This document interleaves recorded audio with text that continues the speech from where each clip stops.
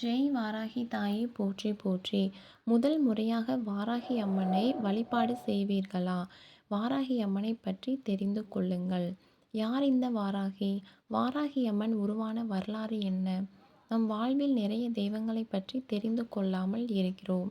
நாம் அதிக அளவில் தெரிந்து வைத்திருக்காத ஒரு தெய்வம்தான் வாராகி அம்மன். யார் இந்த வாராகி அம்மன்? சிவபெருமானின் போர்ப்படை தளபதிகளில் ஒருவர்.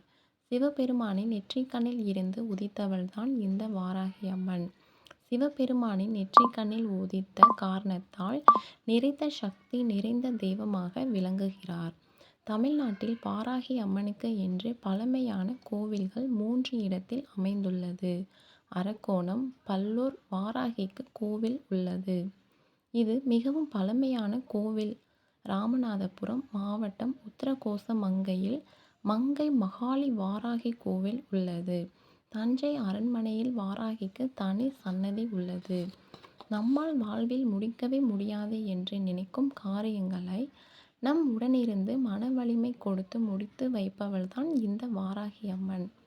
தஞ்சை பெரிய கோவில் என்ற வரலாற்று சிறப்புமிக்க திருத்தலத்தை ராஜராஜ சோழன் கட்டி முடிக்க இந்த வாராகி அம்மன் உதவினார் என்று வரலாறு கூறுகிறது.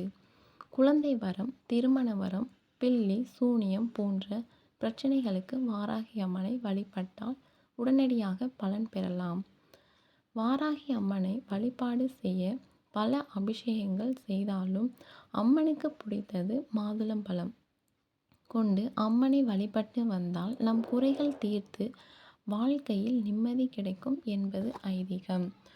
கடன் பிரச்சனைக்கு உகந்தவளான வாராகி அம்மனுக்கு தேங்காய் தீபம் ஏற்றலாம்.